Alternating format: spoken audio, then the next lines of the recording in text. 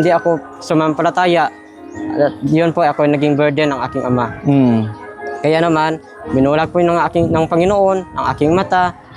Marami po akong sinisi sa Panginoon, tanong sa buhay, bakit ito yung nangyayari sa aming buhay. Pero hindi ko alam na sa kabila pala ng mga pagsubok na yon, doon marireveal yung power ni Lord sa aking buhay.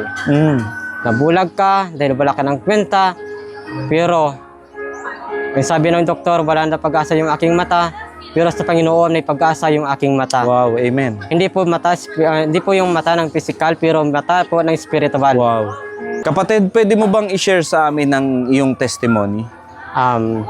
Okay, una po sa lahat, magandang umaga po sa iyo. Magandang araw po sa lahat po ng tagapagpanood ni Brother Kael. Amen. Siya po personal naging blessings din po sa akin. So, gusto ko po i-share yung aking testimony. Hindi po ako mula pagkabata na Kristiyano, hindi po. Ako po ay isang suwail, walang pag-ibig sa kapwa, sa magulang, at sa mga tao. Ako po ay isang hindi ko na masabi na napakamasama, pero meron po akong hindi po magandang pag-uugali rin.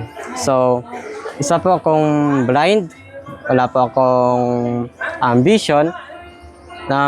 Yung aking po testimony, nag-start po noong 2022. May 6 po, 2022, nang ako po ay na-blind. Dahil po ako nagtatrabaho sa aming pinagtatrabuhan po ng aking ama din, na bakery.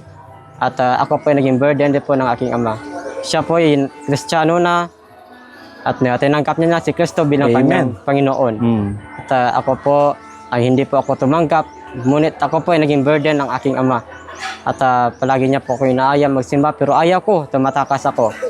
Pero ang ama ko ay di tumigil sa pagpapanalangin para sa akin. And then dumating na po yung point na ako pina-addict sa computer. And pag May 6, 2022, doon na po ako na bulag. And dahil po yun sa mga trabaho man natin at abuso rin sa ating mata. So, di ko po alam na doon pala nagsimula ang kapalaran ng aking buhay na parang wala ka ng pag-asa sa mundong ito. Dumating din po yung araw na gusto mo na magpakamatay. Dumating din po yung araw na wala ka na. Hopeless na talaga yung buhay mo. Hindi na po ako nakapag-aral, tumigil na po, huminto na. Hanggang dumating din po ako sa point na pati yung Panginoon, sinisi ko na. Sabi ko, yung ama ko nagsisimba, bakit ganito pa yung nangyayari sa akin? Yung ama ko ay napakano po siya sa Panginoon, napakalapit po siya. Talaga po siya tunay na tunay po siya na tagapagpanampalataya ng Panginoon. Pero ako po, hindi ako sumampalataya. Yun po ako naging burden ng aking ama. Kaya naman, binulag po ng Panginoon ang aking mata. Marami po akong sinisi sa Panginoon, tanong sa buhay, bakit ito yung nangyayari sa aming buhay. Pero hindi ko alam na sa kabila pala ng mga pagsubok na yon, doon marireveal yung power ni Lord sa aking buhay. Nabulag ka dahil wala ka ng kwenta, pero ang sabi ng doktor, wala na pag-asa yung aking mata, pero sa Panginoon may pag-asa yung aking mata. Wow, amen. Hindi po yung mata ng physical, pero mata po ng spiritual. Wow. Bakit? May 6, 2022, ako po ay nabulag, pero May 10, 2023, ako po ay tumayo gikan sa aking kamatayan.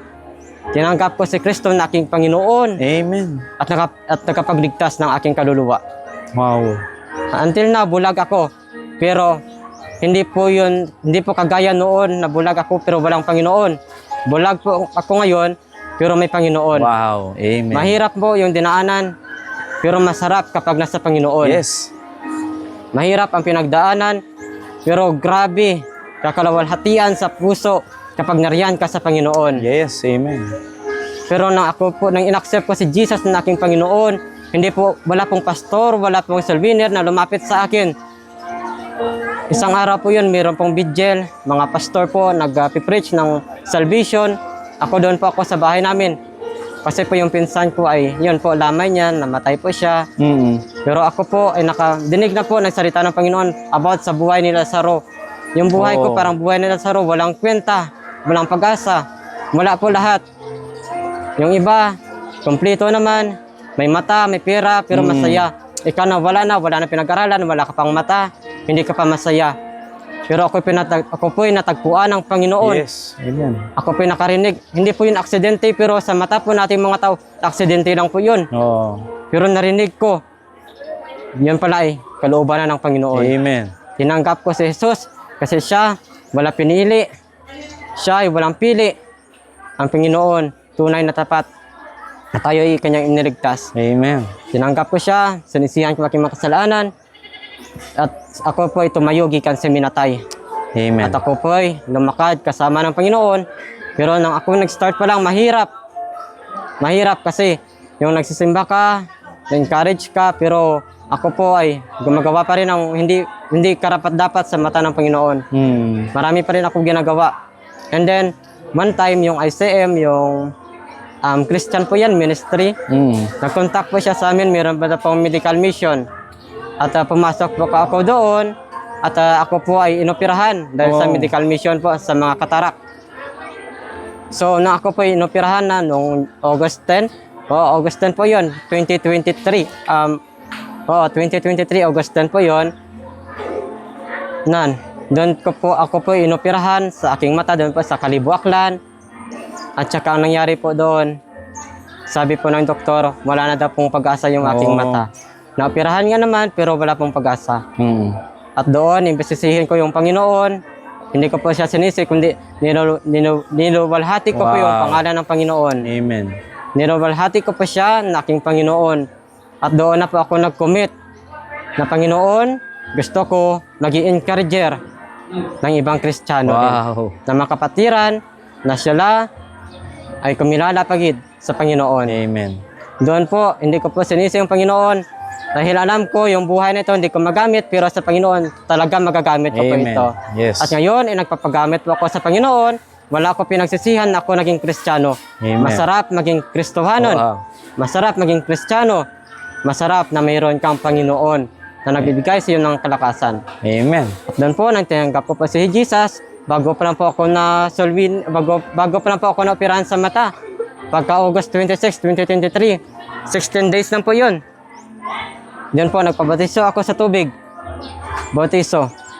Yun po, kasi po, kinausap po ko ng aming pastor, Pastor Francis Gerard Jackson, na kung gusto ko daw pong magpabautiso sa tubig, sumama sa Panginoon.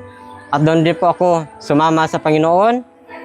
Lumakad ako, namuhay ako sa Panginoon. Amen. Napakasarap kapag mayroon ka palang Panginoon. Amen. Yung dating kabigatan, yung dating walang pakialam sa buhay, ngayon, nagpapatuloy dahil na riyan ang Panginoon. Ganyan pala ang buhay kapag mayroon kang Panginoon. Amen. And then, forward po tayo ng 2024 na, July po yun, 2024. Doon na po ako nag-start na mag-preach ng Gospel of God. Blind ako, pero nakakapag-preach ako ng Word of God. Di po sa kapangyarihan ko, kundi kapangyarihan po yun ng Panginoon. Amen. Ganun, kagrabe ang kapangyarihan ng Panginoon. Basta tayo po'y maging open para sa Panginoon. Yeah, right. Amen. Tayo pong mga tao, limitado.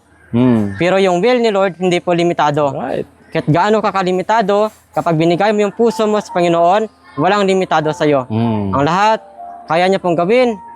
Bundok, alisin. Dagat, tabuyin. Pero yung kalooban niya sa buhay mo, kaya niya ring baguhin. Amen. Ganun po yung Panginoon. At ako po ngayon, wala po akong pangarap na mag-backslide. Masarap na sa Panginoon. Mahirap maging Kristiyano, maraming mga pagsubok. Pero kapag nasa Panginoon ka, kapag iyong naintindihan ang lahat, walang mga bigat na pasubok, basta nakasama mo yung gabay ng Panginoon. Amen. Yan po yung aking testimony. Napakasarap na maging Kristiyano. Amen. Kaya po lahat dyan, hindi pa po Kristiyano, ano pa hinihintay natin? Today is the day of our salvation. Right. Accept na po natin si Jesus, nating Panginoon. Amen. Masarap maging Kristiyano. Hindi po masarap. Nandito ka sa kalibutan, sa sanlibutan, na puno naman ng pagsisisi. Pero kapag sa Panginoon, grabe po yung buhay mo. Wala kang pagsisihan kapag ikaw Kristiyano na. Amen. Ganyan, kasarap kapag nasa Panginoon, mga kapatid. Amen. So, alam nyo mga kapatid, nakita nyo po yung testimony Tinaningan siya ng doktor na hindi na siya makakakita pang muli. Yes, physically blind, but spiritually napakalinaw ng paningin para sa Panginoon. Ano po, hindi adlang ang sakit, hindi adlang ang karamdaman upang magpatuloy at ibahagi ang salita ng Diyos. Nawa naging pagpapala po ang mensaheng ito. Maraming salamat po and God bless you all.